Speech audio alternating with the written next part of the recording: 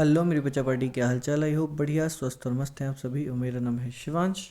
और जैसे कि हमने टॉपिक को पढ़ रहे थे, आपको याद होगा, है ना, पैराडाइज टू हेल। तो उसमें से एक हमने फेमाइन के बारे में पढ़ा था लास्ट क्लास में।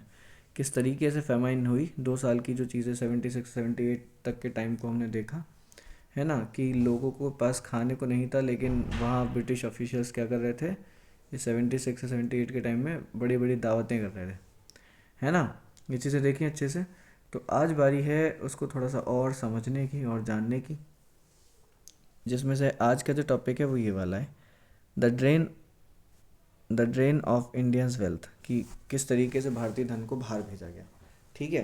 तो एज वी सॉ अर्लियर, जैसे हमने पहले देखा कि economic exploitation of India form the foundation of British colonial policy, कि जो इंडिया का इकोनॉमिक एक्सप्लॉइटेशन था, यानी कि आर्थिक रूप से जो इसका वो किया गया, शोषण किया गया, उसने कहीं ना कहीं ब्रिटिश कॉलोनियल पॉलिसी की फाउंडेशन को क्रिएट किया इंडिया में। इन 1895 1895 यूएस हिस्टोरियन जो थे and political scientist Brooke Adam, उन्होंने नोट किया कि वेरी सून आफ्टर, लिखा है वेरी सून आफ्टर, यानी the battle of Plassey, Plassey के बाद बहुत जल्दी ही the Bengal plunder began to arrive in Indian began arrive in London. वो जो भी लुटेरे थे वो कहाँ आए, लंदन में पहुँचे।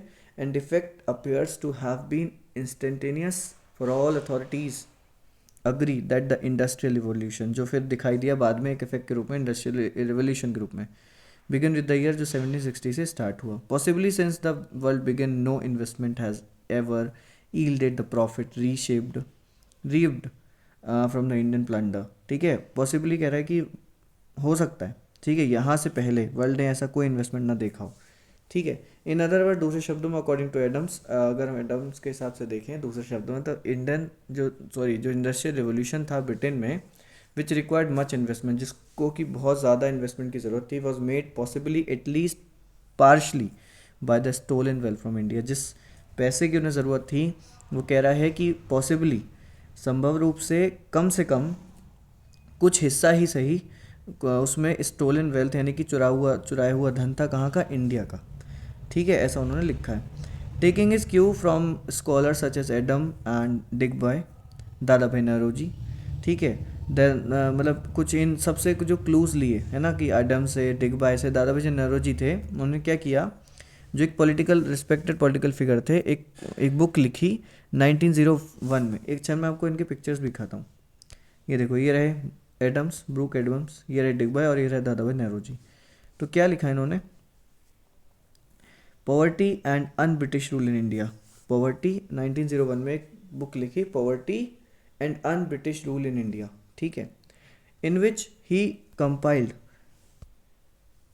From British report the wealth estimate to have drained out of India. मतलब उस चीज़ को, उस रिपोर्ट को इन्होंने इसमें मेंशन किया, जिसमें जो वेल्थ था, जो धन संपदा थी, जो इंडिया से ब्रिटिश ले जाई गई।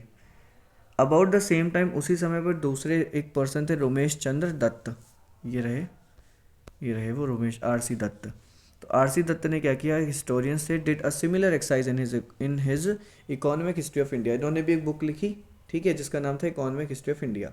ऑल दीज स्टडीज़, ये जो स्टडीज़ हैं वो क्या दिखाती हैं, ये इन्होंने तो लिखी इकोनॉमिक हिस्ट्री ऑफ इंडिया, ठीक है, और इन्होंने अपनी लिखी अन ब्रिटिश रूल इन इंडिया।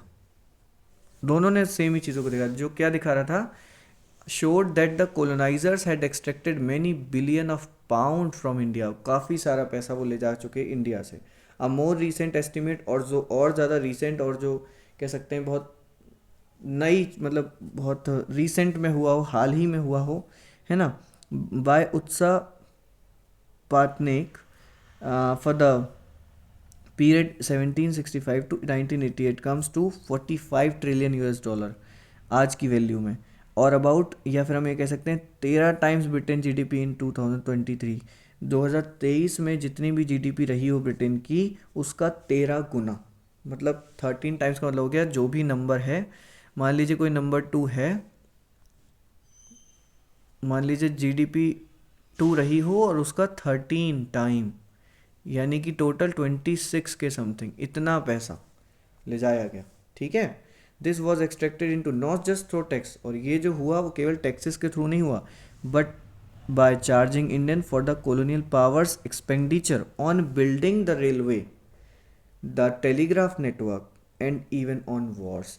ये केवल उन्होंने टैक्सेस से पैसा नहीं कमाया, इसके अलावा जो उन्होंने खर्चे किए, जैसे कि रेलवेज़ बनाने में, जैसे कि टेलीग्राफ नेटवर्क को मेंटेन करने में, जैसे कि वॉर्स में, ये सब इंडियंस के थे, इंडियन के पैसे लगे। सो लिखा है had this wealth remained invested in India, अगर इंडिया में इस धन को इन्वेस्ट किया गया होता, it would have been a very different country, तो ये बहुत ही अलग एक देश होता व्हेन इट अटेंड इंडिपेंडेंस, जब इसको स्वतंत्रता मिली, अगर इस पैसे को रखा गया होता। ठीक है, तो यहाँ पर एक वर्ड यूज़ हुआ है कि मतलब एक नीचे बात लिखी है, लेट्स एक्सप्लोर में, why do you think Dadabhai Naoroji means by un British rule in India. क्या मतलब था, क्या मतलब था un British rule in India का, जो इन्होंने लिखा बुक का नाम। तो हिंट में दिया ही वॉज एन एमपी। कौन एमपी थे हमारे जो दादा भाई नौरोजी थे, हाउस ऑफ कॉमन्स में। हाउस ऑफ कॉमन क्या होता है वो देखो यहाँ लिखा है, in the name for the elected lower house of by cameral parliament for the United kingdom. जो यूनाइटेड, जैसे हमारी संसद भवन है, पार्लियामेंट है, वहाँ पर भी दो हाउसेज है, लोकसभा राज्यसभा, और वहाँ पर भी दो हाउसेज हैं, कहाँ पर, पार्लियामेंट ब्रिटेन में, जिसका नाम, जिसमें से एक का नाम है हाउस ऑफ कॉमन। तो हाउस ऑफ कॉमन, उस हाउस ऑफ कॉमन में, ठीक है, हमारे दादा भाई नौरोजी जो थे वो was the first Indian to be elected to the British House of Common, जो कि एक इलेक्टेड एमपी थे, कहाँ पर, अपने इस हाउस ऑफ कॉमन की इस पूरी संसद में। ठीक है, जो कि ब्रिटेन की संसद थी वहाँ पर। तो बहुत ही अच्छा अचीवमेंट है, और वहाँ पर ही उन्होंने इसीलिए उन्होंने अपनी बुक का नाम रखा था un British rule in India. ठीक है जी, तो ये चीज़ें यहाँ पर मेंशन है। उम्मीद करता हूँ यहाँ तक चीज़ समझ में आई है। आगे का जो लेक्चर है हम मतलब आगे की जो बातें हैं वो आगे के टॉपिक में हम डिस्कस करेंगे। ठीक है, किस तरीके से लैंडस्केप चेंज हुए, किस तरीके से चीज़ें चेंज हुई इसके बाद। ठीक, तो वो सारी बातें नेक्स्ट लेक्चर में। Till then keep learning, keep watching, thanks for attending the session.